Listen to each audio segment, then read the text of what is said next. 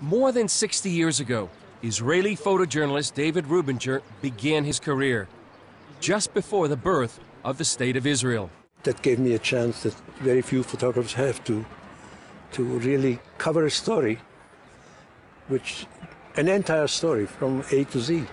Rubinger tells his story and Israel's in a book called Israel Through My Lens.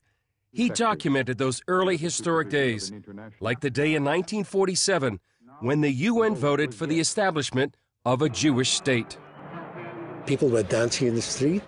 The young kids, on the morrow of the UN decision to establish the State of Israel, climbed aboard a British armored car with the British police numbers on it and the British driver, and with a hand-painted flag.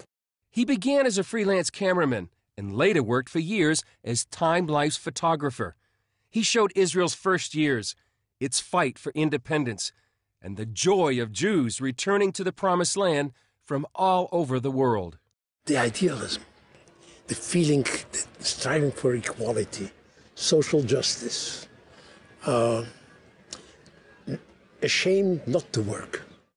During his career, he's photographed nearly all of Israel's leaders, from Jerusalem's legendary mayor Teddy Kollek to its future Prime Minister Shimon Peres, Prime Minister Golda Meir at the Knesset and in her kitchen, Yitzhak Rabin and his wife Leah having breakfast, then Israeli generals Rabin and Moshe Dayan during wartime, and of course Israel's first Prime Minister, David Ben-Gurion. His face was something. I have it on the cover of one of my books. It's like granite, strong like a rock. He's covered Israel's triumphs, capturing the jubilation after the successful raid on Entebbe. He showed Israel's suffering through its many wars. One of my dearest pictures is one taken in Aswan in 1980. Very, very intimate pose between two leaders after 4 wars. And such intimacy. But Rubinger's most famous photograph came during the 1967 Six-Day War. For the first time in nearly 2,500 years, Israeli paratroopers captured Jerusalem's Old City and the famous Western Wall. The paratroopers came to the wall, and Rubinger was there. In order to get any little bit of perspective, I wanted to shoot from below, and I was lying on the ground and shooting, and these three soldiers just walked by. I got 3 frames, nearly identical. Years later, Rubinger photographed those same 3 paratroopers back at the Western Wall. The men and their country have grown up.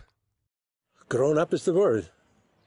Gone is the beauty of childhood, the idealism of youth. Since 1967, Rubinger feels Israel has made unwise decisions. He's very critical of many of its policies. But as the nation celebrates one more anniversary, he says it's been a remarkable history. Summing up 62 years, you still cannot avoid realizing one thing.